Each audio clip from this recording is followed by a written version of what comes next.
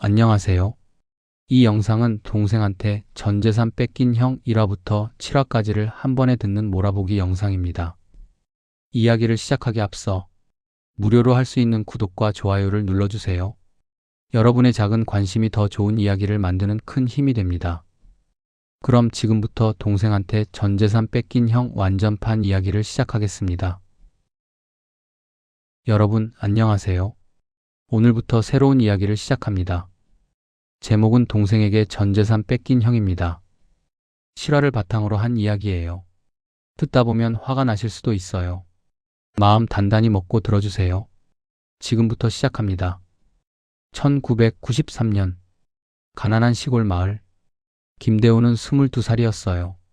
부모님이 교통사고로 돌아가셨습니다. 갑작스러운 일이었어요.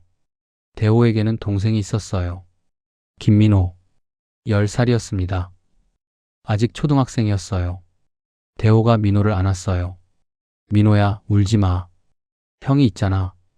형이 엄마 아빠 대신할게. 어린 민호가 울었어요. 형, 엄마 아빠 보고 싶어. 대호도 울고 싶었어요. 근데 참았습니다. 자기가 울면 민호가 더 무서우니까요. 장례식이 끝났어요. 친척들이 말했습니다. 대호야, 민호는 우리가 데려갈게. 너 혼자 어떻게 키워? 대호가 말했어요. 아니요. 제가 키울 거예요. 삼촌이 말했어요. 야, 넌 아직 대학생이야. 돈도 없잖아. 대호가 말했어요. 그래도요. 민호는 제 동생이에요. 제가 책임질게요. 친척들은 고개를 저었어요. 후회할 거다. 대호는 후회 안 했습니다. 대호는 대학을 그만뒀어요. 돈을 벌어야 했거든요. 식당에 취직했습니다. 주방 보조로요.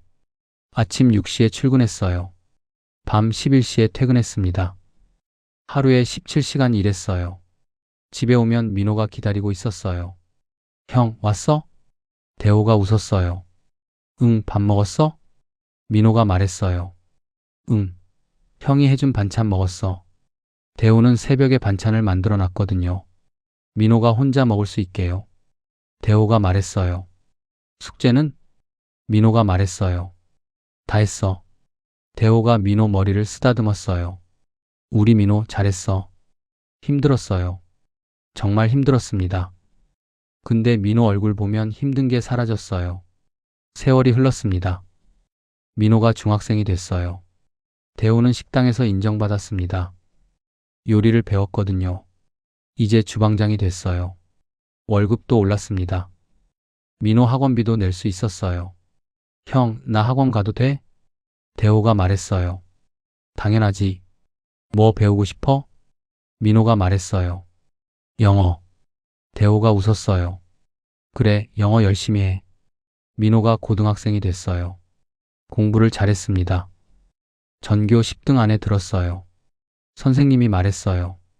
민호 어머니. 아, 형이시구나. 민호가 서울대 갈 수 있을 것 같아요. 대호가 놀랐어요. 서울대요? 선생님이 말했어요. 네, 머리가 좋아요. 근데 학원을 더 보내야 해요. 대호는 돈을 더 모았어요. 야근도 더 했습니다. 민호를 위해서요. 민호가 대학에 붙었어요. 서울대 경영학과.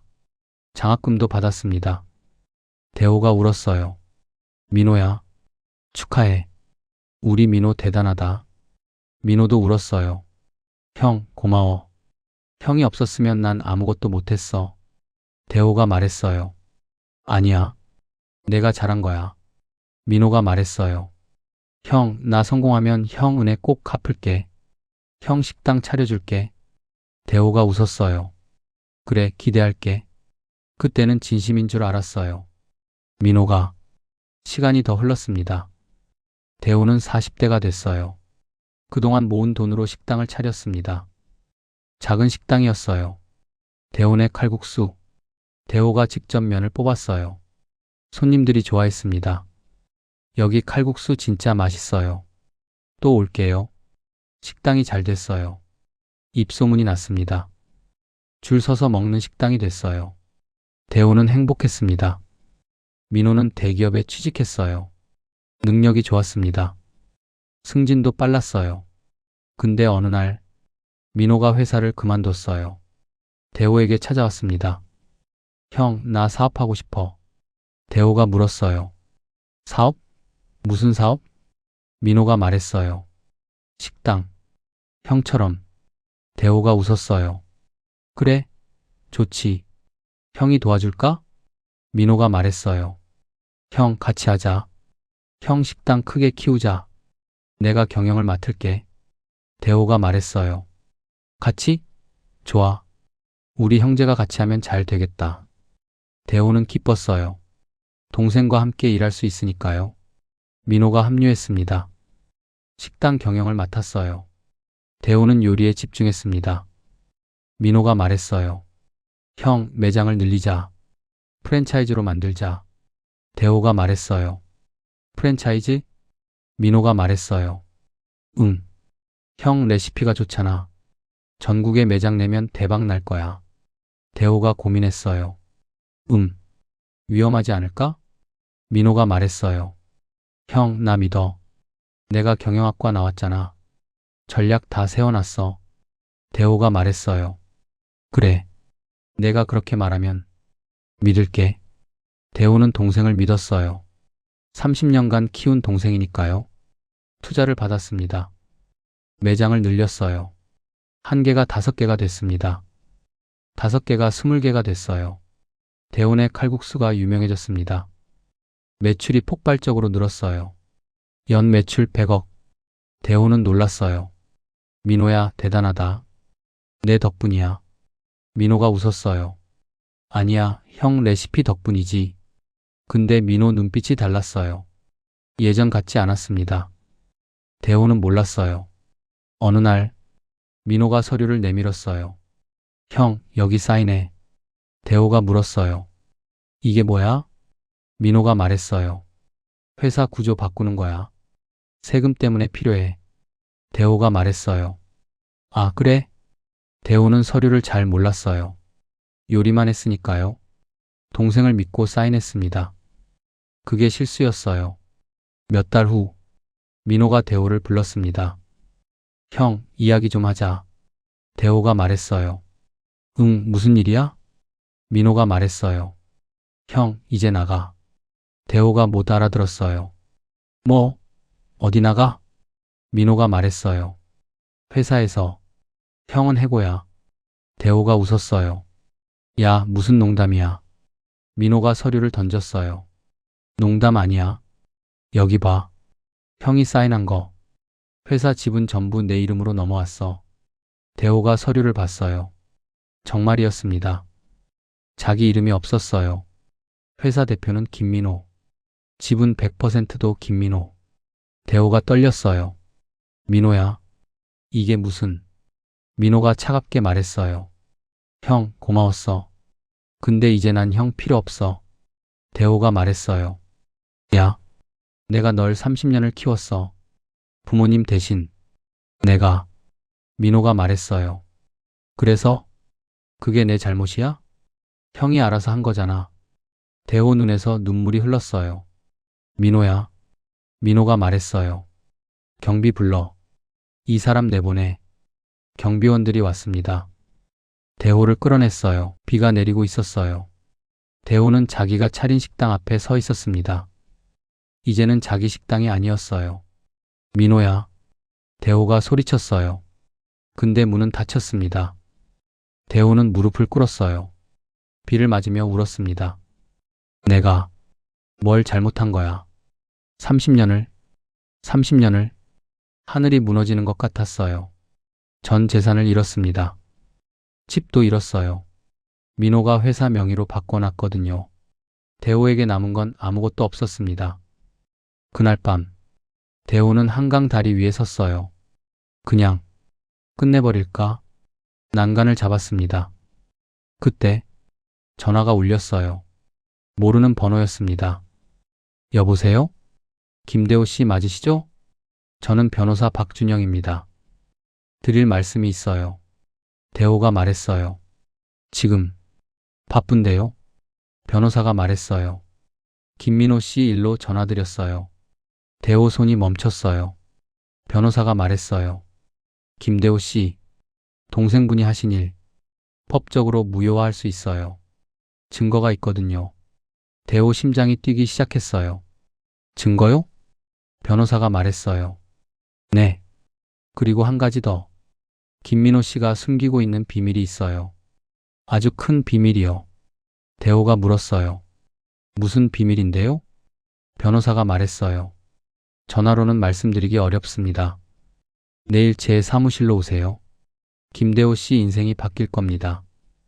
전화가 끊겼어요. 대호는 난간에서 손을 뗐습니다. 비밀? 민호가 숨기고 있는 비밀? 대호 눈빛이 변했어요. 절망에서 뭔가 다른 것으로 죽으려던 마음이 사라졌습니다. 대신 다른 감정이 올라왔어요. 민호야, 내가 뭘 숨기고 있는지 알아내겠어. 그리고 대호가 주먹을 쥐었어요. 반드시 되찾겠어. 내 모든 걸.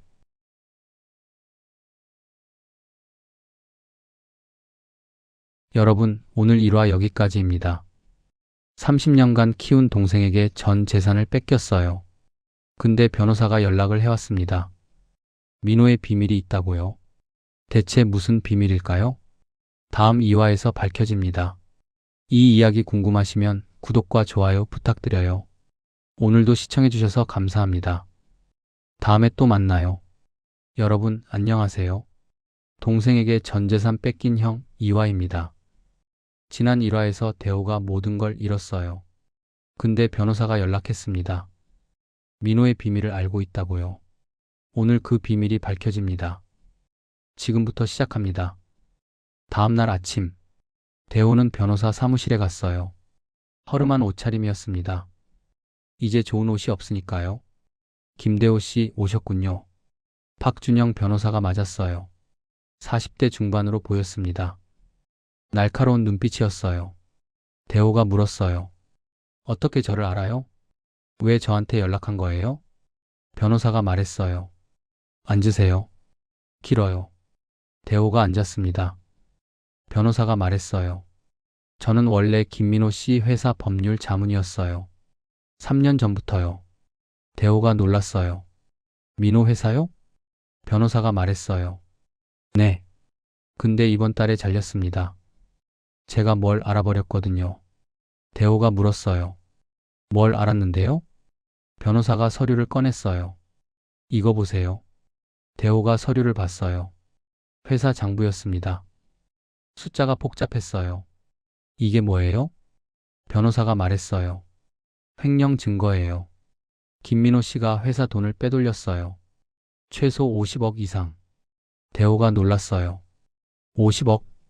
변호사가 말했어요. 네. 개인 계좌로 옮겼어요. 해외 계좌로요. 대호가 말했어요. 그게 범죄잖아요. 변호사가 고개를 끄덕였어요. 맞아요. 김민호 씨는 범죄자예요. 대호는 머리가 복잡했어요. 동생이 횡령범이라니. 변호사가 말했어요. 근데 이게 다가 아니에요. 진짜 비밀은 따로 있어요. 대호가 물었어요. 뭔데요? 변호사가 컴퓨터를 켰어요. 영상을 보여줬습니다. CCTV 영상이었어요. 민호가 누군가를 만나고 있었습니다. 이 사람 아세요? 대호가 영상을 봤어요. 낯선 남자였습니다. 몰라요. 변호사가 말했어요. 장현우라는 사람이에요. 사채업자예요. 대호가 물었어요. 왜 민호가 사채업자를 만나요? 돈이 많잖아요. 변호사가 말했어요. 빌리려고 만난 게 아니에요. 투자를 받은 거예요. 불법 자금으로. 대호가 충격받았어요. 불법 자금? 변호사가 말했어요. 네. 김민호 씨는 처음부터 계획했어요. 형님 식당을 빼앗는 거요. 이 사람들이 뒤에 있었어요. 대호 머리가 하얘졌어요. 그러니까 민호가 처음부터 나를 속인 거예요? 변호사가 고개를 끄덕였어요. 네. 형님을 이용해서 사업 키우고 다 빼앗는 게 계획이었어요. 대호 손이 떨렸어요. 왜? 왜 그런 짓을? 내가 뭘 잘못했는데? 변호사가 한숨을 쉬었어요. 김대호 씨, 한 가지 더 있어요. 이게 제일 충격적일 거예요. 대호가 물었어요. 뭔데요? 변호사가 오래된 서류를 꺼냈어요. 낡은 종이였습니다.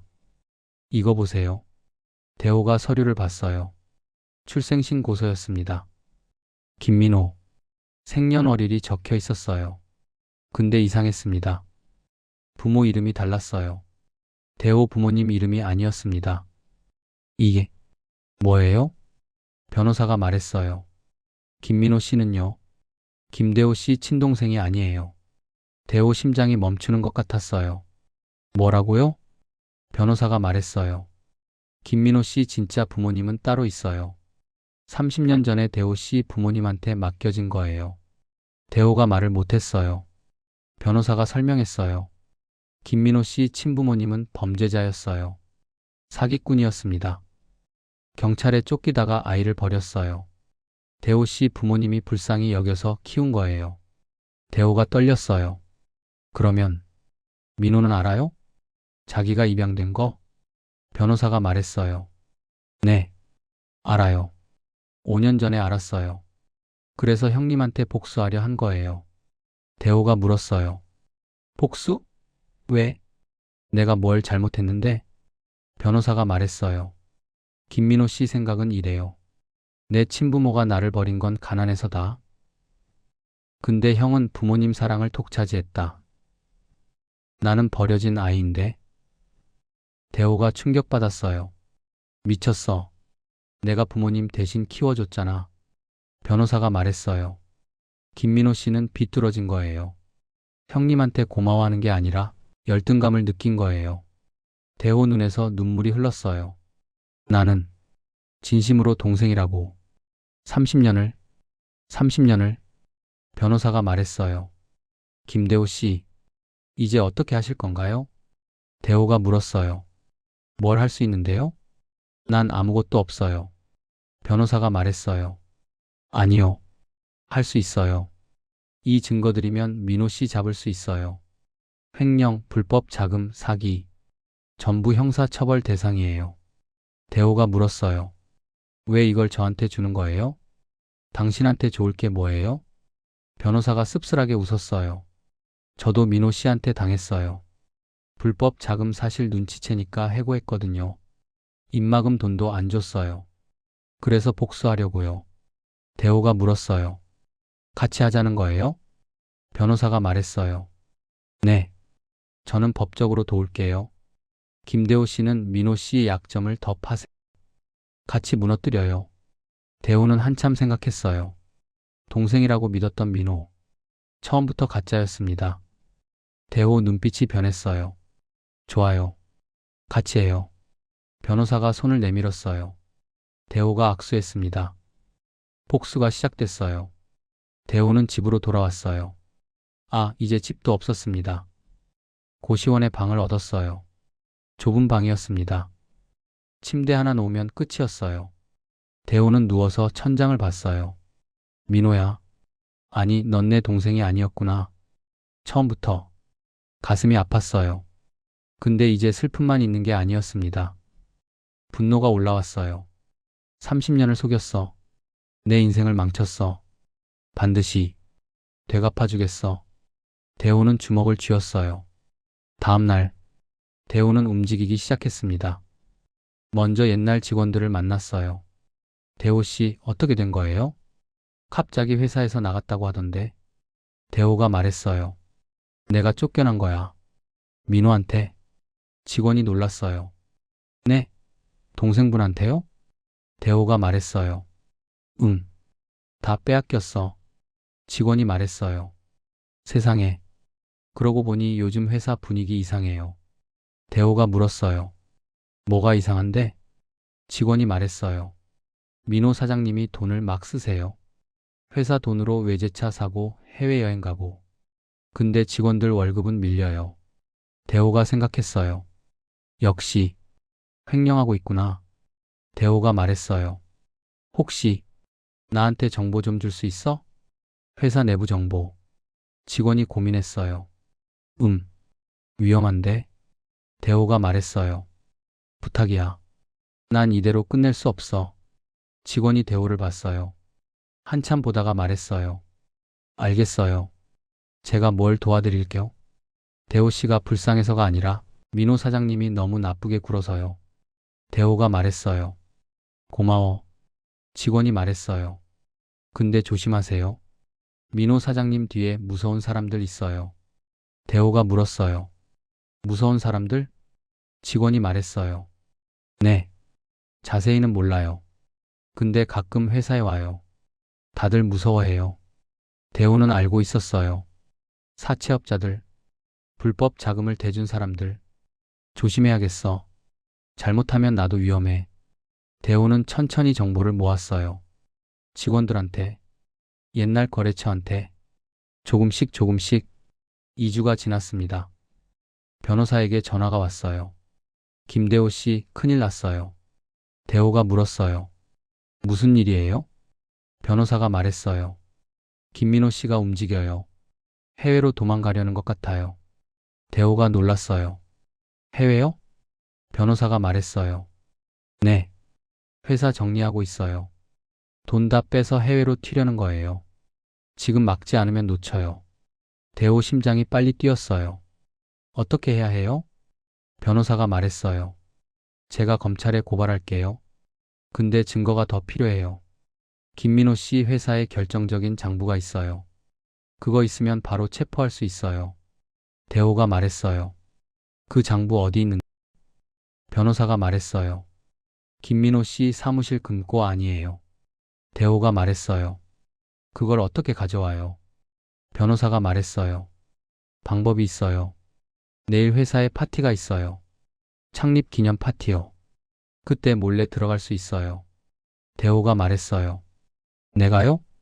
변호사가 말했어요. 네. 저는 얼굴이 알려져서 못 가요. 김대호 씨가 가야 해요. 대호는 고민했어요. 위험했습니다. 들키면 끝이에요. 근데 이대로 놓칠 수는 없었어요. 알겠어요. 가볼게요. 다음 날 밤, 회사 건물, 파티가 열리고 있었어요. 화려한 조명, 많은 사람들. 대호는 변장하고 들어갔습니다. 안경을 쓰고 수염을 붙였어요. 직원 유니폼을 입었습니다. 케이터링 직원인 척했어요. 심장이 미친 듯이 뛰었어요.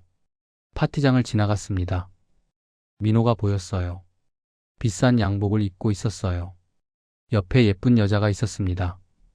저 자식, 내 돈으로 저렇게 사는구나. 분노가 치밀었어요. 근데 참았습니다. 지금은 들키면 안 돼요. 대호는 몰래 사무실 층으로 갔어요. 엘리베이터를 탔습니다. 20층. 사장실이 있는 층이에요. 문이 열렸어요. 복도가 어두웠습니다. 사람이 없었어요. 다들 파티에 가 있으니까요. 대호는 조용히 걸었어요. 사장실 앞에 도착했습니다. 문이 잠겨 있었어요. 변호사가 준 도구를 꺼냈어요. 문을 열었습니다. 사무실에 들어갔어요. 금고가 보였습니다. 벽에 붙어 있었어요. 비밀번호가 뭐지? 변호사가 말해줬어요. 민호 생일이래요. 411. 4월 11일. 대호가 키운 날. 대호 손이 떨렸어요. 내가 키운 날짜를 비밀번호로 쓰다니. 번호를 눌렀어요. 0-4-1-1. 찰칵. 금고가 열렸습니다. 안에 서류가 있었어요. 대호가 서류를 꺼냈습니다. 이거다. 진짜 장부였어요. 횡령 내역이 다 적혀 있었습니다. 대호가 사진을 찍었어요. 그때 뒤에서 소리가 났어요. 거기 누구야? 대호가 얼었습니다. 천천히 돌아봤어요. 민호가 서 있었습니다. 형? 민호 눈이 커졌어요. 형이 여기 왜 있어? 대호 심장이 멈추는 것 같았어요. 들켰습니다. 민호가 다가왔어요. 형, 그거 뭐야? 내 금고 왜 열어? 대호가 말을 못했어요. 민호 얼굴이 일그러졌어요. 형, 미쳤어? 여기 무단 침입이야. 경찰 부를까?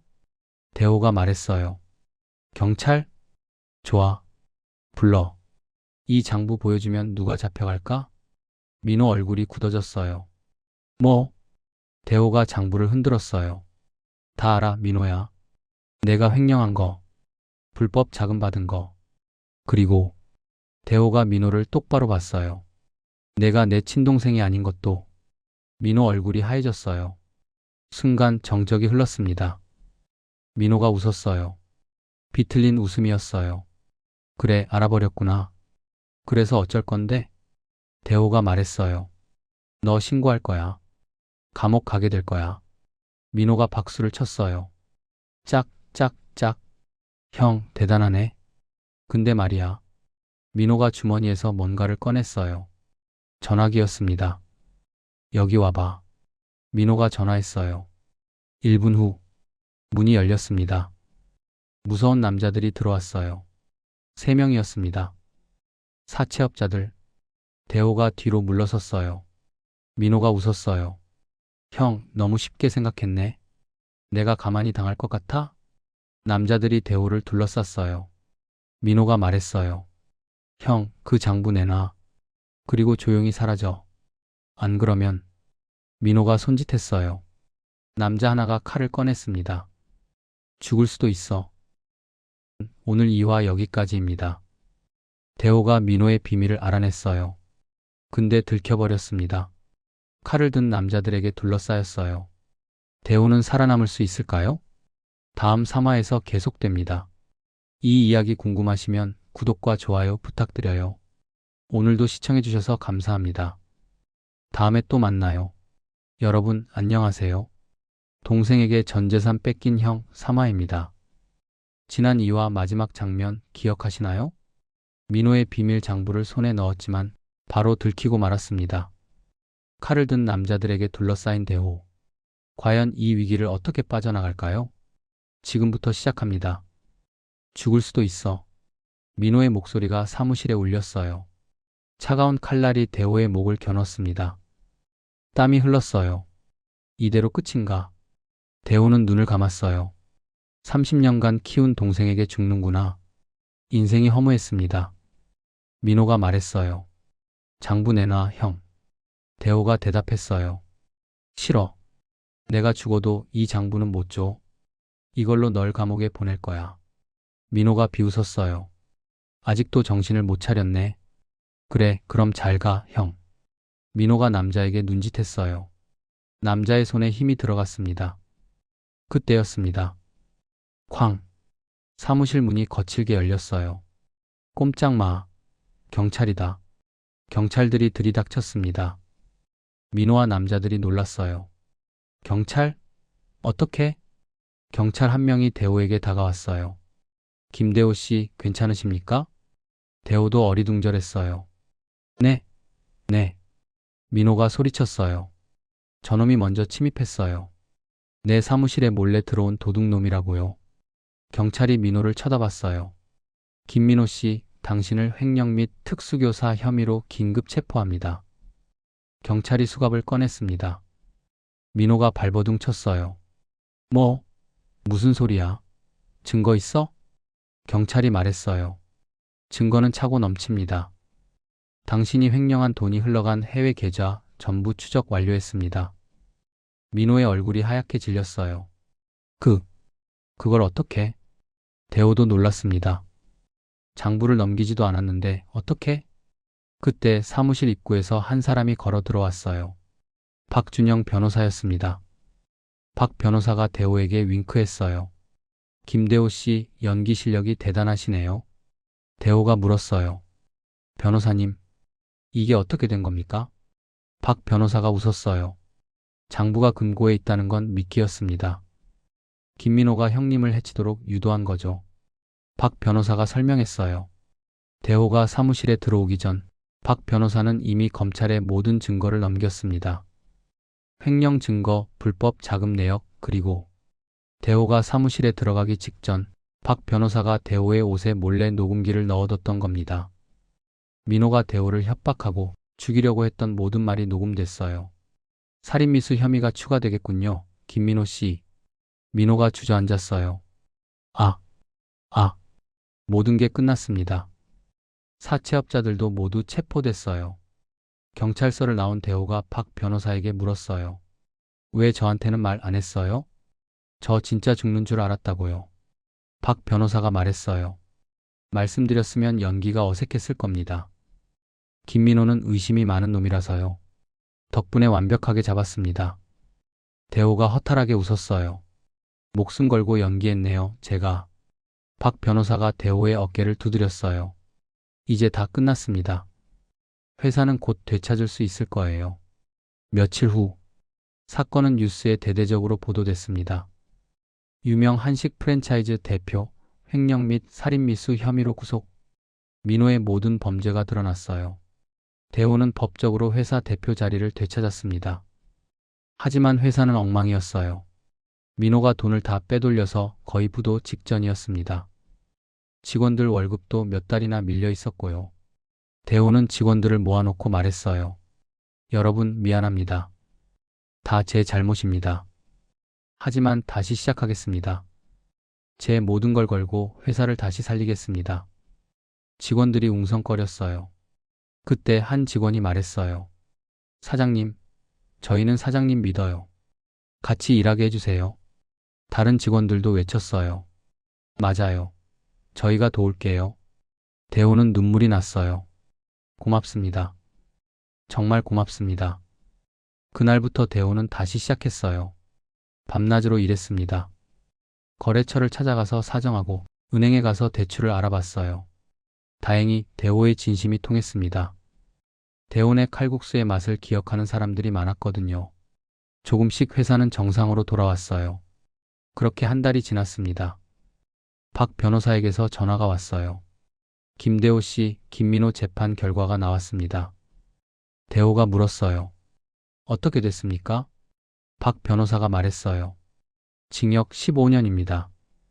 횡령, 살인미수, 범죄조직 연루까지. 죄질이 아주 나빠서요. 대호는 아무 말도 하지 않았어요. 15년. 짧지 않은 세월.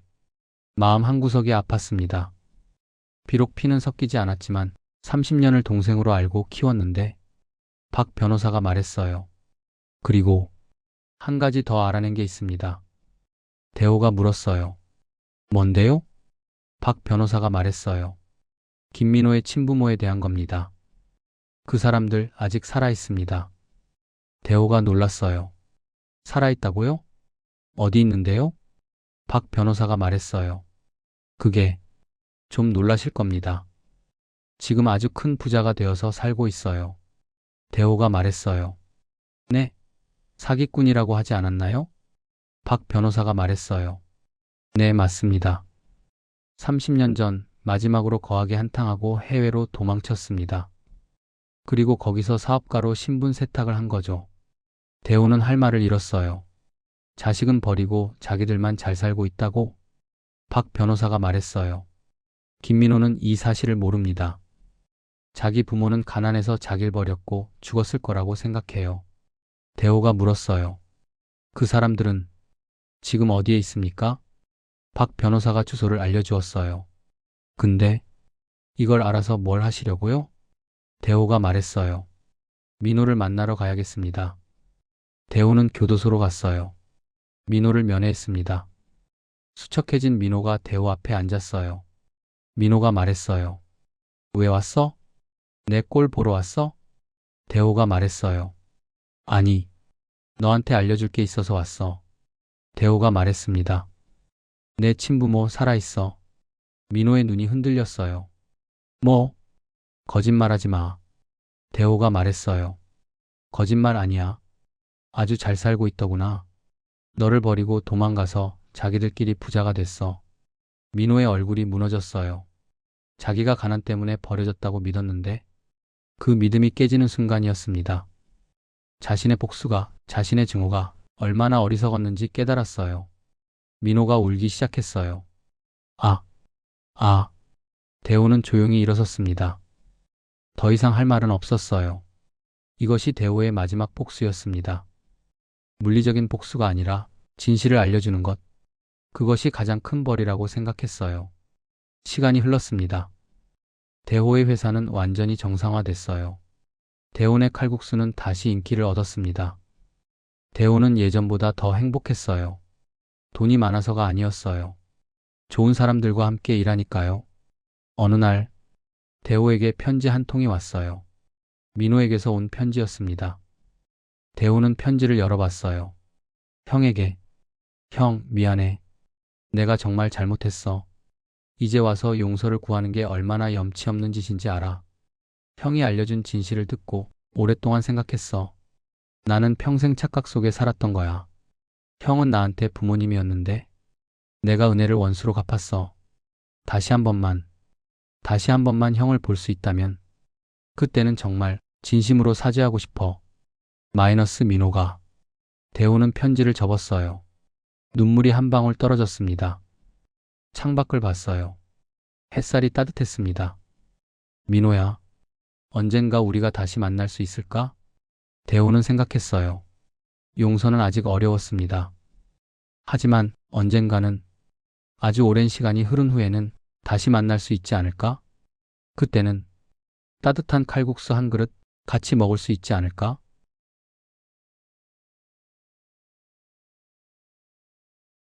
여러분, 오늘 이야기 여기까지입니다. 동생에게 모든 것을 빼앗겼던 형, 통쾌한 복수와 씁쓸한 용서의 이야기였습니다. 결국 가장 큰 복수는 진실을 마주하게 하는 것 아닐까요? 여러분은 어떻게 생각하세요? 이제 다음 사화에서는 5년 후의 이야기가 펼쳐집니다. 이 이야기가 마음에 드셨다면 구독과 좋아요 부탁드립니다.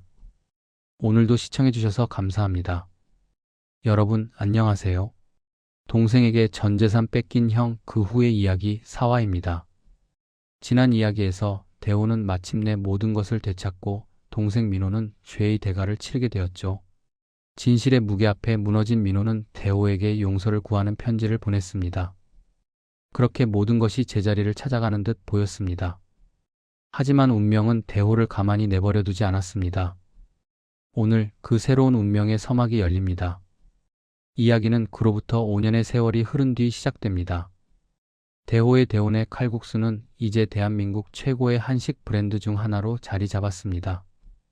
전국에 50개가 넘는 직영점이 생겼고 해외 진출까지 앞두고 있었죠. 대호는 이제 50대 중반의 중후한 기업인이 되었습니다. 하지만 그는 여전히 매일 아침 본점 주방에 들러 직접 육수를 확인하는 것을 잊지 않았습니다. 초심을 잃지 않기 위해서였죠. 그날도 여느 때와 같은 아침이었습니다. 대호는 주방에서 직원들과 함께 아침 식사를 하며 담소를 나누고 있었습니다. 김 부장, 아들 대학 들어갔다며? 축하해. 다 사장님 덕분입니다. 안정적으로 일할 수 있으니 애들 학원비도 걱정 없고요. 허허, 무슨. 자네가 열심히 일한 덕이지. 직원들의 얼굴에는 웃음꽃이 가득했습니다. 대호에게는 이 시간이 하루 중 가장 큰 행복이었습니다. 자신을 믿고 따라준 사람들과 함께 일구어낸 성공. 그것은 돈으로 살 수 없는 것이었죠. 식사를 마치고 사장실로 올라온 대호는 책상 위에 놓인 편지 한 통을 발견했습니다. 민호에게서 온 5번째 편지였습니다. 민호는 5년간 모범수로 지내며 꾸준히 대호에게 편지를 보내왔습니다. 편지의 내용은 늘 같았습니다. 자신의 어리석음에 대한 후회, 그리고 대호에 대한 미안함과 감사. 대호는 이번에도 편지를 뜯어보지 않았습니다. 아직은 동생의 사과를 온전히 받아들일 마음의 준비가 되지 않았기 때문입니다. 그는 편지를 서랍 깊숙한 곳에 넣어두었습니다. 그 서랍에는 아직 뜯지 않은 민호의 편지 4통이 더 들어있었죠. 시간이 약이겠지. 대호는 씁쓸하게 생각하며 창밖을 내다보았습니다. 화창한 봄날이었습니다. 모든 것이 평화로워 보였습니다. 바로 그날 오후 대호의 평화는 깨지기 시작했습니다. 비서가 들어와 말했습니다.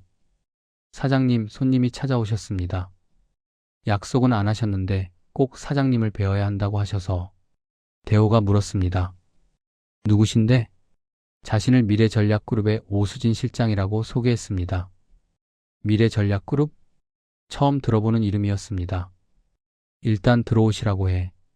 잠시 후 세련된 검은색 정장을 입은 30대 후반의 여성이 사장실로 들어왔습니다. 자신감 넘치는 걸음걸이, 빈틈없는 표정. 오수진 실장이라고 자신을 소개한 그녀는 대호에게 명함을 건넸습니다. 명함에는 미래전략그룹 마이너스 기획조정실장 오수진이라고 적혀 있었습니다. 김대호 사장님, 처음 뵙겠습니다. 무슨 일로 오셨습니까, 오 실장님? 대호는 단도직입적으로 물었습니다. 오수진 실장은 우아하게 미소를 지으며 말했습니다. 저희 회장님께서 사장님께 꼭 전할 말씀이 있다고 하셔서 제가 대신 왔습니다. 회장님이라니요? 저는 당신네 회사를 모릅니다만. 오 실장의 미소가 조금 더 짙어졌습니다. 회장님의 성함은 강태준이십니다. 강태준? 역시나 모르는 이름이었습니다. 대호의 얼굴에 의아한 표정이 떠오르자 오 실장이 덧붙였습니다. 아, 이렇게 말씀드리면 아실지도 모르겠네요.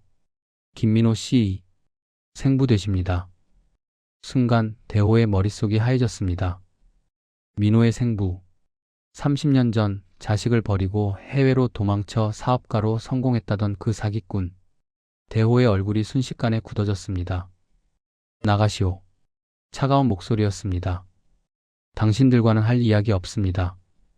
당장 나가세요. 오 실장은 예상했다는 듯 전혀 당황하지 않고 말을 이었습니다. 사장님, 화나신 마음은 충분히 이해합니다. 하지만 저희 회장님께서는 지난 세월에 대해 깊이 뉘우치고 계십니다. 뉘우쳐? 대호가 실소를 터뜨렸습니다. 자식을 버리고 그 자식이 남의 인생을 망치는 동안 어디서 뭘 하다가 이제 와서 뉘우친다는 말이오? 회장님께도 사정이 있으셨습니다. 그리고 지금이라도 모든 것을 바로잡고 싶어 하십니다. 오 실장은 가방에서 서류 봉투 하나를 꺼내 테이블 위에 올려놓았습니다. 이것은 저희 회장님의 사죄의 의미입니다. 사장님께서 입으신 정신적, 물질적 피해에 대한 보상입니다. 대호는 봉투를 쳐다보지도 않았습니다. 필요 없으노. 그 더러운 돈 당장 치우고 다시는 내 앞에 나타나지 마시오. 오 실장이 말했습니다. 봉투를 열어보시면 생각이 달라지실 겁니다. 사장님께서 지금 일구신 회사 전체 가치보다 훨씬 큰 금액입니다. 뭐라고? 그 돈으로 저희는 사장님의 시간을 사고 싶습니다.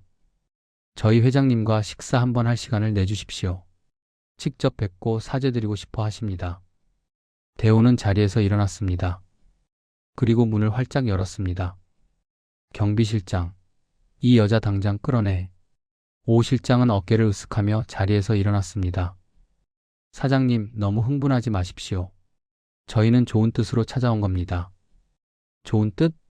당신들 같은 인간들이 좋은 뜻이라는 말을 입에 담는 것조차 역겨워. 오 실장은 씩 웃으며 대호의 귓가에 속삭였습니다. 김대호 사장님, 저희 회장님 성격을 잘 모르시나 본데 좋게 말할 때 들으시는 게 신상에 이로울 겁니다. 그녀는 의미심장한 미소를 남긴 채 스스로 사장실을 걸어 나갔습니다. 대호는 한동안 분노로 몸을 떨었습니다. 감히 어디라고 찾아와? 민호의 생부 강태준. 그 이름이 머릿속을 맴돌았습니다. 대호는 박준영 변호사에게 전화를 걸었습니다. 박 변호사, 오랜만이요. 아이고, 김 사장님. 이게 얼마만입니까? 잘 지내시죠? 박 변호사, 혹시 미래전략그룹이라고 아시오? 전화기 너머 박 변호사의 목소리가 심각해졌습니다. 미래전략그룹이요? 물론 알죠. 요즘 M&A 시장에서 가장 공격적인 기업 사냥꾼으로 유명한 곳입니다. 그런데 그 회사는 왜? 대호는 오늘 있었던 일을 모두 털어놓았습니다. 박 변호사는 한숨을 쉬며 말했습니다. 사장님, 일이 간단치 않겠습니다. 그 그룹의 회장 강태준 보통 인물이 아닙니다. 30년 전에는 그냥 사기꾼이었을지 몰라도 지금은 해외에서 막대한 부를 축적한 거물입니다. 법망을 교묘하게 피해가며 회사를 집어삼키는 걸로 악명이 높아요. 그자가 왜 이제 와서 나를 찾아온 거요? 글쎄요. 정말 뉘우쳤을 리는 없고 아마 다른 꿍꿍이가 있을 겁니다. 김민호 씨가 가석방될 시기가 다가오지 않았습니까? 민호는 내년이면 가석방 대상이요. 아마 아들을 자기 사람으로 만들고 그룹 후계자로 삼으려는 속셈일지도 모릅니다. 그러기 위해선 김 사장님과의 악연을 먼저 정리해야 한다고 생각했겠죠. 대호는 기가 막혔습니다. 자기들이 버린 자식을 이제 와서 후계자로? 그들 같은 사람들에게 자식은 그냥 쓸모의 대상일 뿐입니다. 사장님, 절대 그들이 주는 돈을 받아서도 만나서도 안 됩니다. 한번 엮이면 끝까지 물고 늘어질 겁니다. 알겠소. 명심하지. 전화를 끄는 대호는 깊은 생각에 잠겼습니다. 오수진 실장이 남기고 간 명함과 돈 봉투가 테이블 위에 그대로 놓여 있었습니다. 대호는 봉투를 집어들고 그대로 찢어버리려다 잠시 망설였습니다. 대체 얼마가 들었길래? 호기심을 이기지 못한 대호는 봉투를 열어보았습니다. 안에는 수표 한 장이 들어 있었습니다. 금액을 확인한 대호의 눈이 커졌습니다. 1,000억 원. 대혼의 칼국수 브랜드 전체 가치를 훌쩍 뛰어넘는 상상조차 할 수 없는 금액이었습니다. 이런 돈을 사죄의 의미로 대호는 오히려 더 큰 분노와 함께 알 수 없는 공포를 느꼈습니다. 이 돈은 사과가 아니었습니다. 내 시간을 사라. 내 인생을 사라. 내 존엄을 사라. 그렇게 말하는 것만 같았습니다. 대호는 수표를 갈기갈기 찢어 쓰레기통에 던져버렸습니다. 그날 밤 서울의 야경이 한눈에 내려다 보이는 초호화 펜트하우스. 오수진 실장이 강태준 회장에게 오늘 있었던 일을 보고하고 있었습니다. 강태준은 60대 후반이었지만 여전히 날카로운 눈빛과 다부진 체격을 유지하고 있었습니다. 그래서 받지 않겠다던가? 네, 회장님. 수표를 보더니 오히려 더 화를 내며 찢어버렸다고 합니다. 강태준이 와인잔을 돌리며 웃었습니다. 재밌는 사람이군. 보통 사람 같았으면 당장 무릎이라도 꿇었을 텐데. 어떻게 할까요, 회장님? 다른 방법을 찾아볼까요? 강태준이 와인을 한 모금 마시고 말했습니다. 아니, 이제 두 번째 단계로 넘어간다. 그가 오수진 실장을 쳐다보며 차갑게 말했습니다. 돈으로 안 되면 힘으로 뺏어야지. 그깟 칼국수 가게 하나 때문에 내 아들을 만나는 일이 늦어지는 건 참을 수 없으니까. 강태준의 눈이 번뜩였습니다. 그 사람에게서 가장 중요한 것부터 하나씩 빼앗아봐. 사람이 언제 가장 쉽게 무너지는지 아나? 자기가 가진 걸 모두 잃었을 때가 아니야. 지킬 것이 생겼을 때, 그리고 그걸 지킬 힘이 없을 때 무너지는 거지. 대혼의 칼국수. 내일부터 주식시장에 재미있는 소문이 돌기 시작할 걸세. 오수진 실장이 고개를 숙였습니다. 알겠습니다, 회장님. 어둠 속에서 거대한 악의 그림자가 조용히 움직이기 시작했습니다. 다음 날부터 이상한 일들이 벌어지기 시작했습니다. 대혼의 칼국수의 가장 큰 밀가루 공급 업체에서 갑자기 공급을 중단하겠다고 통보해왔습니다. 이유는 불분명했습니다. 그저 내부 사정이라는 말만 되풀이할 뿐이었죠. 대호가 직접 업체를 찾아갔지만 사장은 만나주지도 않았습니다. 10년 넘게 이어온 거래였습니다. 대호는 다른 업체를 수소문했지만 이상하게도 모든 업체가 고개를 저었습니다. 마치 누군가 미리 손을 써둔 것처럼 말이죠. 엎친 데 덮친 격으로 인터넷에 악의적인 소문이 퍼지기 시작했습니다. 대혼의 칼국수 위생불량 심각. 주방에서 쥐 나와. 알고 보니 사장 동생 배신한 파렴치한 전과자. 과거의 사건을 교묘하게 비틀어 마치 대호가 동생을 배신한 것처럼 꾸며낸 이야기였습니다. 말도 안 되는 이야기였지만 자극적인 제목의 사람들은 쉽게 현혹되었습니다. 매출이 눈에 띄게 줄기 시작했습니다. 직원들이 불안해하기 시작했습니다. 사장님, 이게 다 무슨 일입니까? 우리 정말 괜찮은 겁니까? 대호는 직원들을 다독였지만 그 자신도 심장이 타들어가는 것 같았습니다. 강태준. 그의 소리 없는 공격이 시작된 것입니다. 대호는 주먹을 불끈 쥐었습니다. 이렇게 무너지지 않아. 30년 전 맨손으로 민호를 키웠어. 그때에 비하면 지금은 아무것도 아니야. 하지만 대호는 알지 못했습니다. 이번 상대는 어설픈 동생 민호가 아니라는 것을. 자본과 권력, 그리고 악의로 똘똘 뭉친 진짜 괴물이라는 것을 말이죠. 며칠 후 대호에게 결정타를 날리는 사건이 터집니다. 대혼의 칼국수의 핵심 기술, 바로 육수의 비밀 레시피가 경쟁사에 넘어간 것입니다. 그것도 가장 저급한 맛으로 유명했던 신생 프랜차이즈 업체의 말이죠. 그 업체는 갑자기 전설의 칼국수라는 이름으로 신메뉴를 출시했고 대혼의 칼국수와 놀랍도록 유사한 맛을 냈습니다. 심지어 가격은 절반이었습니다. 누군가 내부에서 정보를 빼돌린 것이 분명했습니다. 대호는 배신감에 몸을 떨었습니다. 대체 누가? 자신이 가족처럼 아꼈던 직원들 중에 배신자가 있다는 사실을 믿고 싶지 않았습니다. 회사는 극심한 혼란에 빠졌습니다. 매출은 반토막이 났고 주가는 폭락했습니다.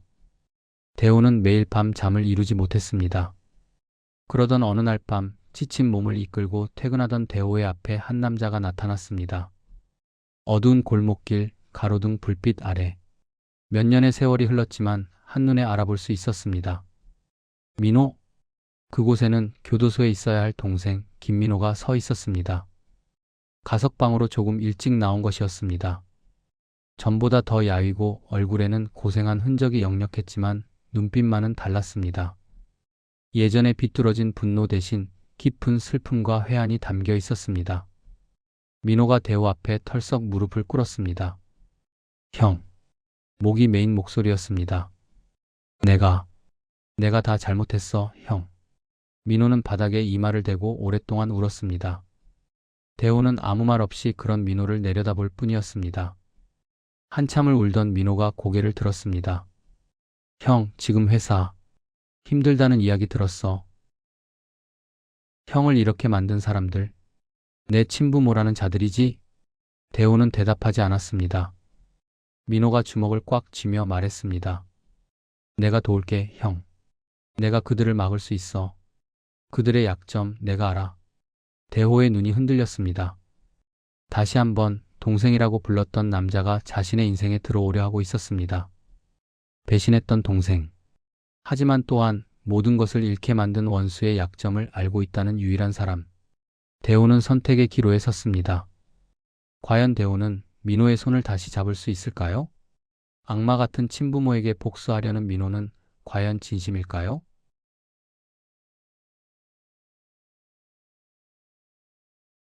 여러분, 사화는 여기까지입니다. 평화로운 일상을 보내던 대호에게 새로운 적이 나타났습니다. 바로 동생 민호의 생부 강태준. 그의 막강한 자본 공격에 대호의 회사는 뿌리째 흔들리고 있습니다. 그리고 바로 그때 모든 비극의 시작이었던 민호가 대호 앞에 나타나 손을 내미는데 과연 대호는 어떤 선택을 할까요? 다음 5화에서 예측할 수 없는 이야기가 계속됩니다. 이 이야기가 궁금하시다면 구독과 좋아요를 눌러주세요. 감사합니다. 여러분 안녕하세요. 동생에게 전 재산 뺏긴 형 5화입니다. 지난 4화 기억하시나요? 거대 자본의 공격으로 모든 것을 잃을 위기에 처한 대호. 그의 앞에 모든 비극의 시작이었던 동생 민호가 나타났습니다. 자신을 파멸로 이끈 친부모에게 복수하겠다며 형에게 도움의 손길을 내밀었죠. 내가 도울게, 형. 그들의 약점 내가 알아. 과거의 상처와 배신, 그리고 눈앞의 절박한 현실. 그 기로에서 대호는 어떤 선택을 하게 될까요? 오늘 그 아슬아슬한 동맹이 시작됩니다. 차가운 밤 공기가 대호와 민호 사이를 감쌌습니다. 대호는 무릎 꿇은 민호를 한참 동안이나 말없이 내려다보았습니다. 증오, 연민, 불신, 그리고 아주 희미한 기대감. 복잡한 감정이 폭풍처럼 휘몰아쳤습니다. 대호가 마침내 입을 열었습니다.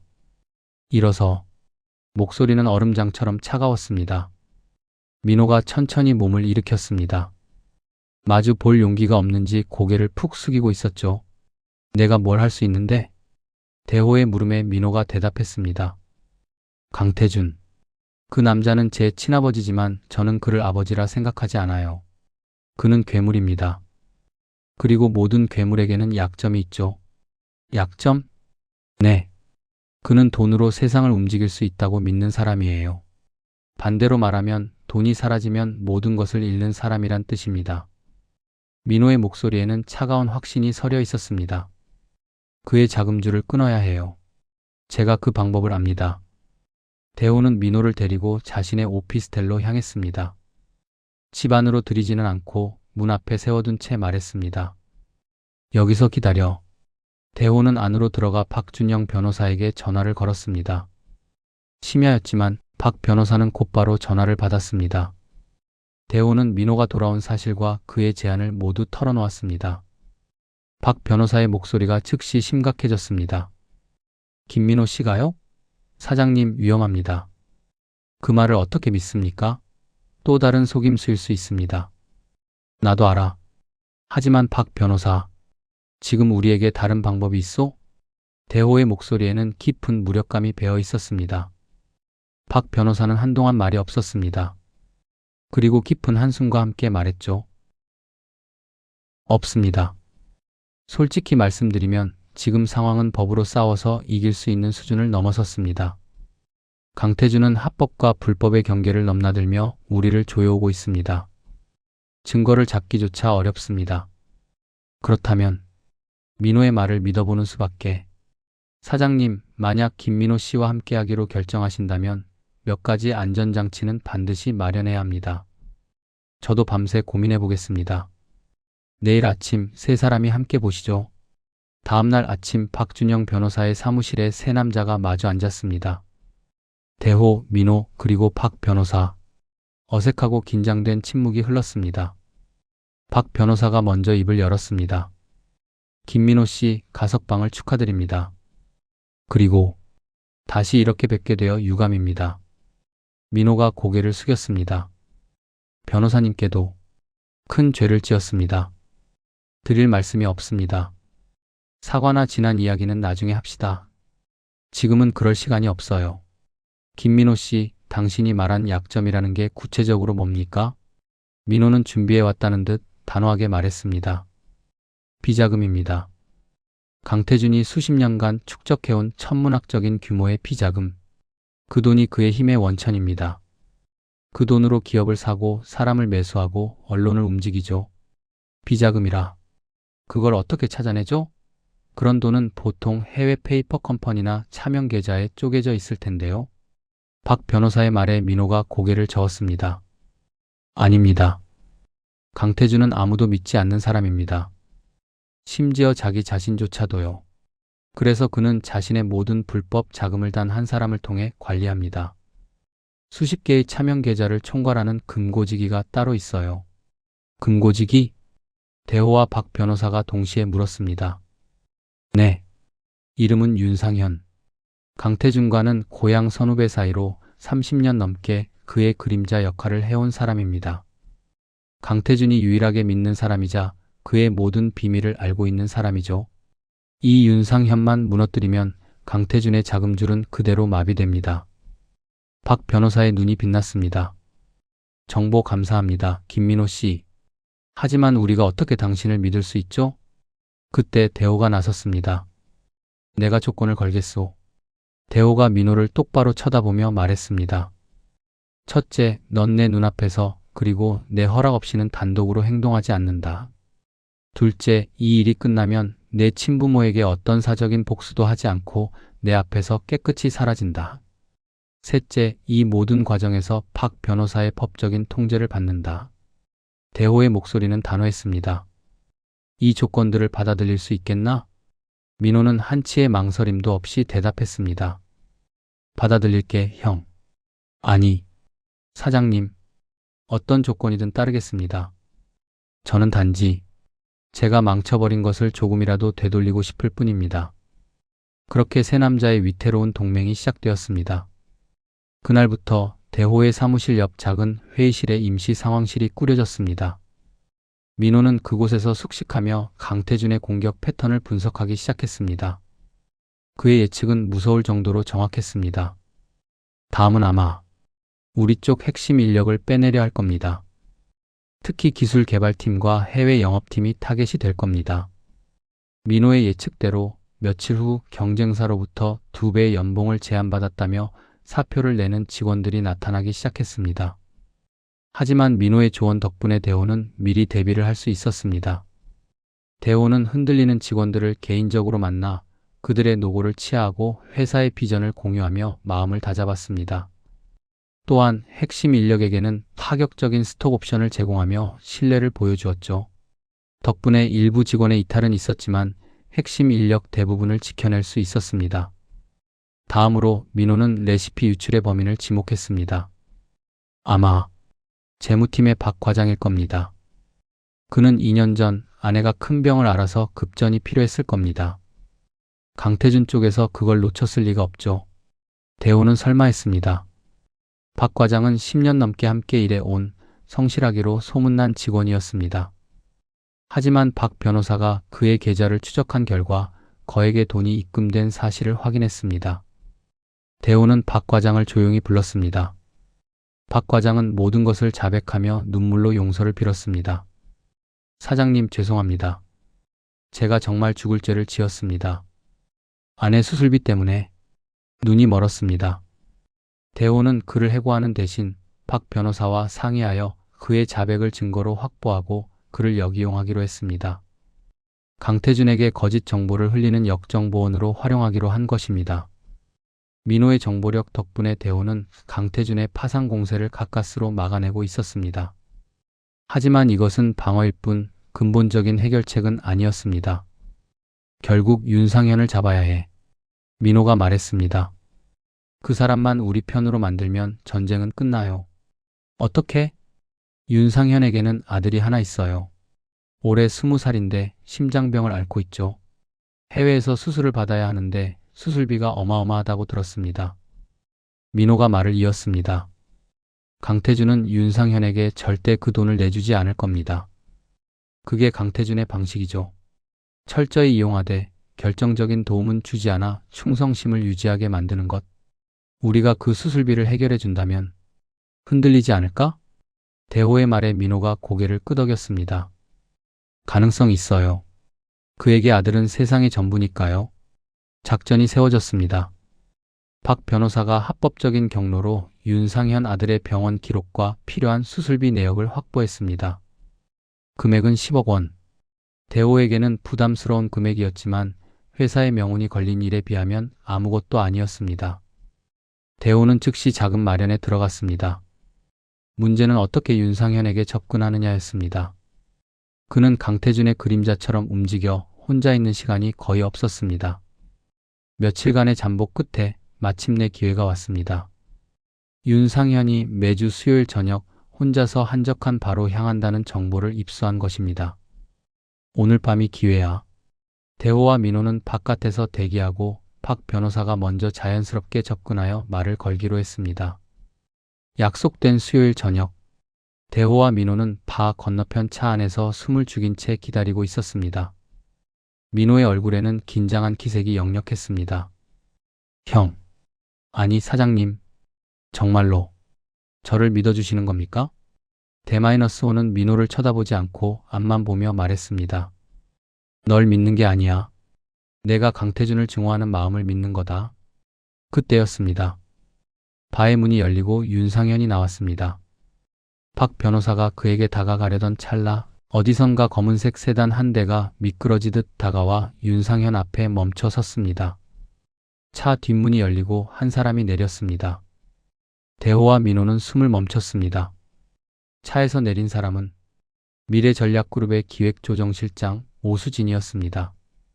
그녀는 윤상현에게 다가가 무언가 서류를 건넸고 두 사람은 심각한 표정으로 대화를 나누기 시작했습니다. 민호의 얼굴이 하얗게 질렸습니다. 말도 안 돼. 오수진이 왜 저 사람을? 강태준의 수족과 갔던 오수진 실장, 그리고 강태준의 유일한 금고지기인 윤상현. 두 사람의 비밀스러운 만남. 그것은 무엇을 의미하는 것일까요? 단순히 강태준의 지시를 전달하는 것이었을까요? 아니면 상상조차 할 수 없었던 또 다른 배신이 어둠 속에서 조용히 고개를 들고 있는 것이었을까요? 대호와 민호는 직감했습니다. 자신들의 계획이 어딘가에서 새어나갔거나 혹은 자신들이 전혀 예상치 못한 거대한 균열이 적의 심장부에서 일어나고 있다는 것을. 어느 쪽이든 상황은 다시 한번 예측할 수 없는 안개 속으로 빠져들고 있었습니다. 여러분, 5화는 여기까지입니다. 민호의 도움으로 반격을 준비하던 대호. 드디어 강태준의 약점인 윤상현에게 접근하려던 순간 가장 예상치 못했던 인물 오수진 실장이 나타났습니다. 과연 저 둘의 만남은 무엇을 의미할까요? 대호와 민호는 이 위기를 어떻게 극복하고 반격의 기회를 잡을 수 있을까요? 다음 6화에서 이 모든 비밀이 밝혀집니다. 이야기가 궁금하시다면 채널 고정, 구독과 좋아요 잊지 마세요. 감사합니다. 여러분 안녕하세요. 동생에게 전 재산 뺏긴 형 충격의 6화입니다. 지난 5화 드디어 반격의 실마리를 잡았다고 생각한 순간 모든 계획이 뒤틀리고 말았습니다. 강태준의 심장을 겨눌 비장의 카드 윤상현. 그에게 접근하려던 찰나 강태준의 오른팔 오수진이 그와 비밀리에 접촉하는 장면을 목격했죠. 계획이 유출된 것일까? 아니면 적의 심장부에서 우리가 모르는 또 다른 음모가 진행되고 있는 것일까? 오늘 그 안개 속 진실이 드러납니다. 그리고 더 큰 함정이 대호를 기다리고 있습니다. 차 안의 공기가 얼어붙었습니다. 대호와 민호는 믿을 수 없다는 듯 바 건너편에서 심각하게 대화를 나누는 오수진과 윤상현을 바라보았습니다. 민호가 낮은 목소리로 말했습니다. 뭔가 잘못됐어. 오수진은 강태준의 그림자야. 저렇게 단독으로 금고지기를 만날 이유가 없어. 모든 보고는 강태준을 통해서만 이루어지는데. 대호의 얼굴도 굳어졌습니다. 계획을 변경해야겠어. 일단 철수한다. 박준영 변호사에게 철수 신호를 보낸 뒤 대호는 조용히 차를 돌렸습니다. 다시 모인 임시 상황실. 세 남자의 얼굴에는 혼란과 위기감이 가득했습니다. 박 변호사가 먼저 입을 열었습니다. 두 가지 가능성이 있습니다. 첫째, 우리의 계획이 사전에 유출되었고 강태준이 오수진을 보내 윤상현의 입단속에 나선 것입니다. 두 번째 가능성은요? 대호가 물었습니다. 오수진 실장 개인의 행동일 가능성입니다. 하지만 이건 상식적으로 이해가 가지 않습니다. 강태준에 대한 그녀의 충성심은 그룹 내에서도 유명하니까요. 민호가 고개를 저으며 말했습니다. 아니, 가능성 있어. 오수진. 그 여자는 강태준에게 충성하는 게 아니야. 강태준이 가진 힘에 충성하는 거지. 만약 강태준이 힘을 잃게 된다면 가장 먼저 그의 목을 물어뜯을 여자가 바로 오수진이야. 힘을 잃는다고? 강태준이? 이유는 모르겠어. 하지만 분명한 건 우리가 모르는 무언가가 강태준의 내부에서 벌어지고 있다는 거야. 지금 윤상현에게 접근하는 건 위험해. 타겟을 바꿔야 해. 오수진을 먼저 파헤쳐야 해. 민호의 눈이 날카롭게 빛났습니다. 작전 방향이 수정되었습니다. 이제 목표는 오수진의 비밀을 밝혀내는 것이었습니다. 대호는 역정보원으로 활용하고 있던 재무팀 박 과장에게 새로운 지시를 내렸습니다. 박 과장, 오수진 실장의 최근 동향에 대해 아는 대로 보고해주게. 특히 그녀가 누구를 만나고 어떤 자료에 접근하는지. 박 과장은 며칠 뒤 조심스럽게 보고를 해왔습니다. 사장님, 이상합니다. 오 실장님이 최근 회장님 비서실과 재무팀의 내부 자료에 수시로 접근하고 있습니다. 월권행위인데 다들 쉬쉬하는 분위기입니다.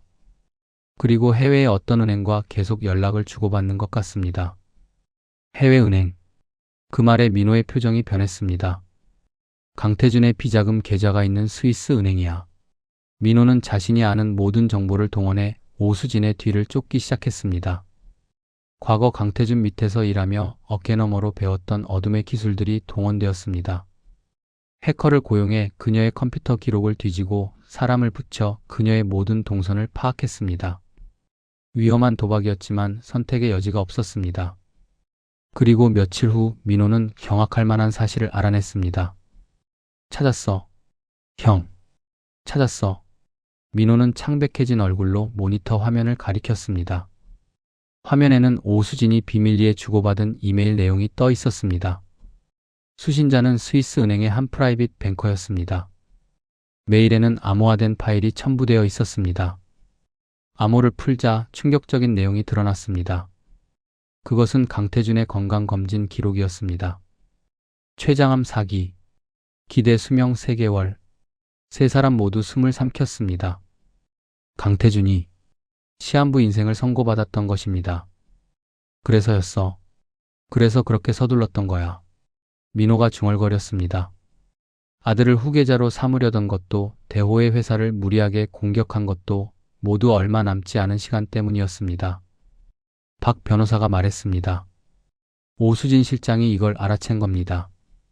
그리고 강태준이 죽거나 의식을 잃을 경우를 대비해 그의 전 재산을 빼돌릴 계획을 세우고 있었던 겁니다. 윤상현을 만난 것도 그 때문일 겁니다. 금고지기를 자기 편으로 만들어 비자금을 통째로 삼키려는 속셈이죠. 상황이 명확해졌습니다. 적의 심장부에서 배신이 일어나고 있었습니다. 대호그룹은 이제 더 이상 그들의 목표가 아니었습니다. 오수진에게는 거대한 비자금 자체가 목표였고 강태준에게는 얼마 남지 않은 시간 안에 아들 민호를 자기 옆에 두는 것이 목표였던 것입니다. 대호와 그의 회사는 그저 그들의 거대한 게임에 휘말린 작은 돌멩이였을 뿐입니다. 대호의 머릿속이 복잡하게 돌아갔습니다. 이용해야 해. 대호의 입에서 나온 말에 민호와 박 변호사가 그를 쳐다보았습니다. 오수진을 이용해야 해. 박 변호사가 걱정스럽게 말했습니다. 사장님, 그건 너무 위험합니다. 오수진은 강태준보다 더하면 더했지 덜한 여자가 아닙니다. 독사와 춤을 추는 격입니다. 하지만 우리에게 기회가 될 수도 있어. 오수진도 강태준의 눈을 피해 거사를 치르려면 도움이 필요할 거야. 우리가 그 도움이 되어주는 거지. 민호가 대호의 말에 동의했습니다. 맞아요. 오수진은 지금 자기 손을 더럽히지 않고 강태준의 숨통을 끊어줄 사냥개가 필요한 상황일지도 몰라요. 우리가 그 역할을 자처하는 겁니다. 박 변호사는 여전히 내키지 않았지만 다른 수가 없다는 것을 인정할 수밖에 없었습니다. 그는 고심 끝에 위험천만한 계획을 내놓았습니다. 좋습니다. 그렇다면 정식으로 오수진 실장에게 접촉합시다. 우리가 그녀의 계획을 모두 알고 있으며 그녀를 도울 수 있다는 사실을 알리는 겁니다. 대신 우리의 조건은 명확해야 합니다. 첫째, 강태준의 불법 비자금 내역 전부를 우리에게 넘긴다. 우리는 이것을 언론에 터뜨려 강태준을 사회적으로 매장시킬 겁니다. 둘째, 대혼의 칼국수에 대한 모든 공격을 중단하고 원상복구한다. 셋째, 이 일이 끝난 뒤 우리에게 어떤 애도 가하지 않는다는 법적 구속력이 있는 계약을 맺는다. 그 여자가 그 조건을 받아들일까요? 대호가 물었습니다. 자신이 혼자 모든 리스크를 안고 가는 것보다는 나을 테니 아마 협상 테이블에 앉을 겁니다. 그녀가 원하는 건 돈이지 시끄러운 싸움이 아닐 테니까요. 마침내 위험한 동맹을 위한 첫걸음을 내딛기로 결정했습니다. 박 변호사가 오수진 실장에게 익명으로 연락을 취했습니다. 강태준 회장님의 건강이 염려되시는 당신에게 좋은 사업 파트너가 될 수 있을 것 같습니다. 메시지는 간단했지만 오수진에게는 섬뜩한 경고로 들렸을 것입니다. 자신의 비밀스러운 계획이 노출되었다는 의미였으니까요. 답장은 하루 만에 왔습니다. 오늘 밤 10시, 장소는 추후 통보. 약속된 시간이 다가오자 대호의 휴대폰으로 주소가 전송되었습니다.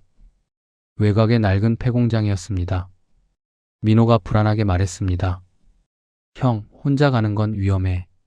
함정일 수 있어. 알아. 하지만 내가 직접 가야 해. 이건 단판이야. 대표가 직접 나서는 모습을 보여줘야 신뢰를 얻든 위협을 하든 할 수 있어. 대호는 옷을 챙겨 입었습니다. 박 변호사가 그의 옷깃에 초소형 녹음기와 위치 추적기를 달아주었습니다.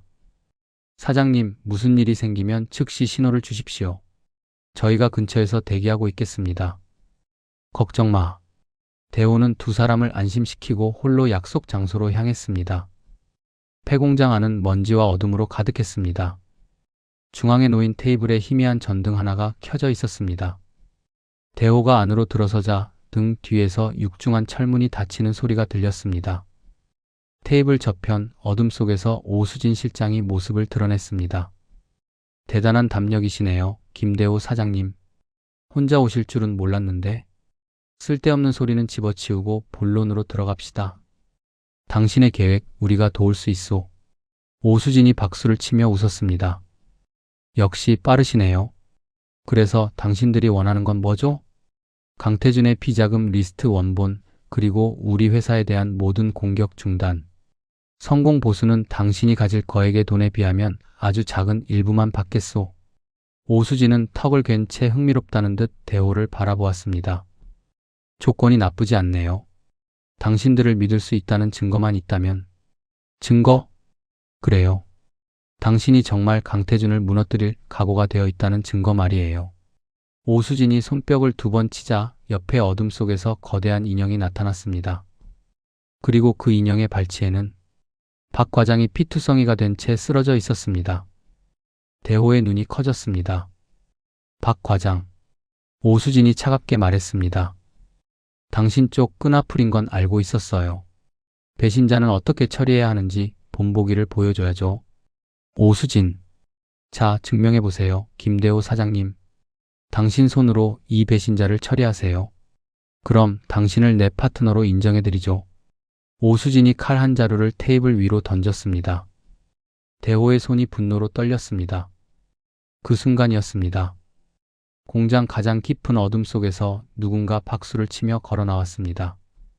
짝, 짝, 짝. 여유로운 박수 소리.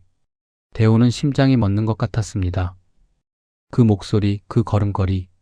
잊을 수 없었습니다. 전등빛이 그의 얼굴을 비추었습니다. 강태준이었습니다. 그는 오수진의 옆에 서서 마치 모든 것을 즐기고 있다는 듯 웃고 있었습니다. 어서 와요, 김대호 씨. 당신을 기다리고 있었소. 오수진은 싸늘한 표정으로 대호를 바라보며 말했습니다. 사장님, 세상에 공짜 점심은 없는 법입니다. 특히 괴물을 잡겠다면서 또 다른 괴물과 손을 잡으려고 할 때는 말이죠.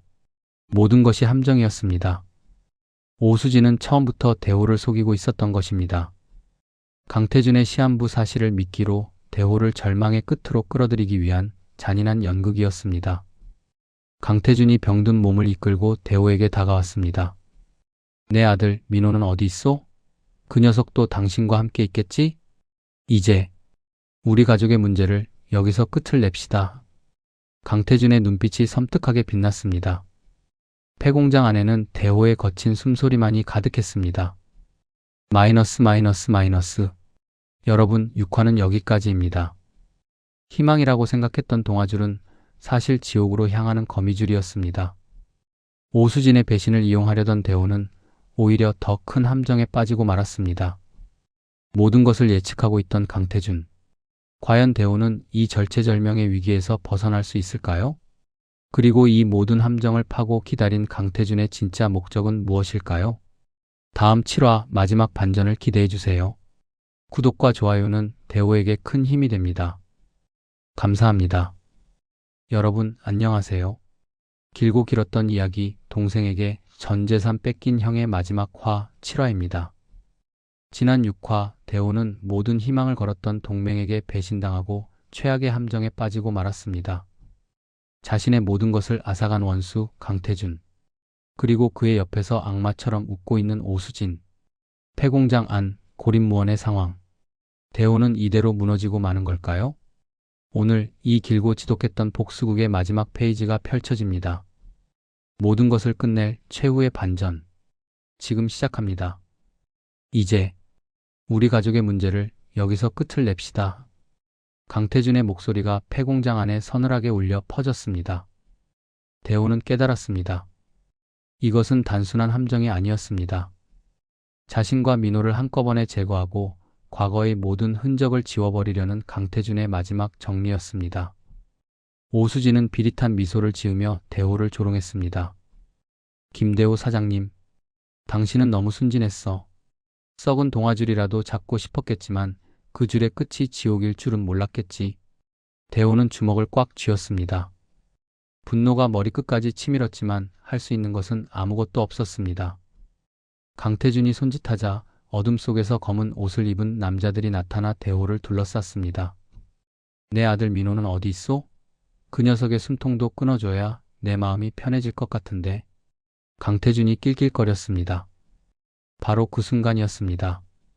폐공장 밖 차 안에서 초조하게 상황을 엿듣던 민호와 박준영 변호사. 녹음기를 통해 강태준의 목소리가 흘러나오자 민호의 얼굴이 사색이 되었습니다. 안 돼. 안 돼. 이건 함정이야. 형이 위험해. 민호가 차 문을 열고 뛰쳐나가려 하자 박 변호사가 그의 팔을 강하게 붙잡았습니다. 진정해요, 김민호 씨. 지금 당신이 가면 개죽음일 뿐입니다. 하지만 형이, 사장님도 각오하셨을 겁니다. 그리고 저도 최악의 상황을 대비해 마지막 카드를 준비해뒀습니다. 박 변호사의 눈이 차갑게 빛났습니다. 그는 떨리는 손으로 휴대폰을 꺼내들어 어딘가로 짧은 메시지 하나를 전송했습니다. 지금입니다. 다시 폐공장 안. 강태준이 대호에게 다가가 속삭였습니다. 알려줄까, 김대호. 난 처음부터 민호 따위를 후계자로 생각한 적 없어. 그 녀석은 자기 어미처럼 약해 빠졌지. 내 진짜 자식은 내 곁에서 나의 방식을 배우고 나의 잔인함을 증명해 보인 오수진 이 아이뿐이야. 강태준이 오수진의 어깨를 자랑스럽게 감쌌습니다. 오수진은 감정이 없는 눈으로 대호를 내려다보았습니다. 자, 이제 끝내. 강태준의 말이 끝나기도 전에 끼잉 마이너스. 거대한 굉음과 함께 굳게 닫혀있던 폐공장의 정문이 통째로 뜯겨져 나가듯 활짝 열렸습니다. 모두의 시선이 문으로 향했습니다. 경찰이 아니었습니다. 눈을 멀게 할 정도의 엄청난 섬광. 수십, 수백 개의 카메라 플래시였습니다. 여기입니다. 강태준 회장입니다. 특종입니다. 벌떼처럼 몰려든 기자들이 공장 안으로 쏟아져 들어왔습니다. 강태준과 오수진 그리고 검은 옷의 남자들은 순간적으로 얼어붙었습니다. 뭐야? 이놈들 뭐야? 강태준이 당황하여 소리쳤습니다. 이것이 박준영 변호사의 마지막 카드였습니다. 그는 미리 각 언론사의 익명으로 제보를 해두었던 것입니다. 대한민국을 뒤흔든 기업 사냥꾼 강태준, 오늘 밤 자신의 비밀 후계자를 발표하고 충격적인 스캔들을 폭로할 예정. 자극적인 제보에 모든 언론사의 기자들이 모여들었던 것입니다. 그리고 문이 열리는 그 순간 박 변호사는 약속대로 모든 증거를 기자들의 이메일로 전송했습니다. 강태준의 췌장암 진단서, 민호가 목숨을 걸고 찾아낸 비자금 리스트, 그리고 지금 이 순간 대호를 협박하고 있는 목소리가 담긴 실시간 녹음 파일까지 한 인터넷 언론사는 이 모든 상황을 라이브로 중계하기 시작했습니다. 대한민국 전체가 한 악당의 마지막 발악을 실시간으로 목격하게 된 것입니다. 회장님, 췌장암 말기라는 소문이 사실입니까? 비자금은 어떻게 조성하신 겁니까? 기자들의 질문이 쏟아졌습니다. 강태준의 얼굴이 경악으로 일그러졌습니다. 오수진은 상황이 끝났음을 직감하고 몰래 뒷문으로 빠져나가려 했습니다. 그 순간을 놓치지 않고 대호가 움직였습니다. 기자들이 몰려든 틈을 타 피투성이가 된 박 과장을 부축해 안전한 곳으로 몸을 피했습니다. 배신자. 모든 것을 잃었음을 깨달은 강태준은 이성을 잃었습니다. 그는 오수진이 던져주었던 칼을 집어들고 대호가 아닌 오수진에게 달려들었습니다. 내가 내 마지막 희망이었는데 감히 이 모든 걸 망쳐? 병든 몸이라고는 믿기지 않는 속도였습니다. 하지만 칼이 오수진에게 닿기 직전 크억! 강태준은 피를 토하며 그대로 바닥에 쓰러졌습니다. 극심한 스트레스와 분노가 그의 얼마 남지 않은 생명을 갉아먹은 것입니다. 공장 안은 순식간에 아수라장이 되었습니다. 잠시 후 기자들의 신고를 받고 출동한 경찰과 구급차가 도착했습니다. 강태준은 구급차에 실려 병원으로 이송되었지만 그날 밤 숨을 거두었습니다. 한 시대를 풍미했던 악인의 허무한 최후였습니다. 오수진과 검은 옷의 남자들은 모두 현장에서 체포되었습니다. 대호는 멀리서 그 모든 광경을 지켜보았습니다. 어깨에는 박 과장을 부축하고 있었습니다. 잠시 후 민호와 박 변호사가 그에게 달려왔습니다. 형, 괜찮아? 민호의 눈에는 눈물이 가득했습니다. 대호는 아무 말 없이 고개를 끄덕였습니다. 세 남자는 말없이 악의 제국이 무너지는 광경을 바라보았습니다. 통쾌함보다는 허무함과 슬픔이 더 크게 밀려왔습니다. 길고 길었던 복수가 이렇게 끝이 났습니다. 몇 달의 시간이 흘렀습니다. 강태준과 관련된 모든 비리가 세상에 드러나면서 대한민국은 한바탕 홍역을 치렀습니다. 대혼의 칼국수는 동정 여론과 국민적인 응원 속에 기적적으로 회생했습니다. 오히려 이전보다 더 큰 사랑을 받는 브랜드가 되었죠. 진심은 결국 통하는 법이었습니다. 대호는 여전히 매일 아침 주방에 나갔습니다. 달라진 것이 있다면 그의 얼굴에서 과거의 그늘이 많이 사라졌다는 것이었습니다. 어느 주말 오후 대호는 차를 몰아 한적한 시골의 한 보육원으로 향했습니다. 그곳에서 민호는 봉사활동을 하며 조용히 속죄의 삶을 살고 있었습니다. 재판 과정에서 대호와 박 변호사의 탄원 그리고 강태준의 범죄를 밝히는데 결정적인 역할을 한 점이 참작되어 그는 사회봉사 명령으로 감형을 받았던 것입니다. 아이들과 함께 텃밭을 가꾸고 있던 민호는 자신을 찾아온 대호를 보고 깜짝 놀랐습니다. 형, 여긴 어떻게? 대호는 아무 말 없이 들고 온 보온통을 열었습니다. 김이 모락모락 나는 따뜻한 칼국수였습니다. 대호는 칼국수 한 그릇을 민호에게 건넸습니다. 민호는 그릇을 받아들고 아무 말도 하지 못했습니다. 그저 눈물만 뚝뚝 흘렸습니다. 자신이 그토록 증오했고 파괴하려 했던 형. 그 형이 모든 것이 끝난 지금 자신에게 따뜻한 칼국수를 건네고 있었습니다. 민호가 떨리는 목소리로 말했습니다. 고마워, 형. 30년 만에 처음으로 진심을 담아 부르는 형이라는 소리였습니다. 대호는 민호의 어깨를 툭툭 두드려 주었습니다. 그리고 하늘을 보았습니다. 파란 하늘에 부모님의 얼굴이 웃고 있는 것만 같았습니다. 용서는 아직 완벽하지 않을지도 모릅니다. 상처가 완전히 아문 것도 아닐지 모릅니다. 하지만 두 사람은 알고 있었습니다. 지독했던 복수의 겨울이 가고 아주 더디지만 용서의 봄이 오고 있다는 것을. 두 형제의 이야기는 그렇게 새로운 시작을 맞이하고 있었습니다.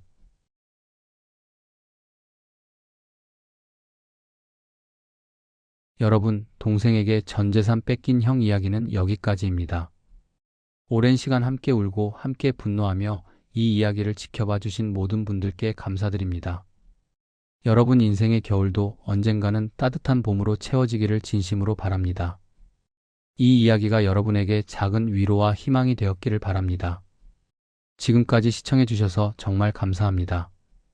다음에 더 좋은 이야기로 찾아뵙겠습니다.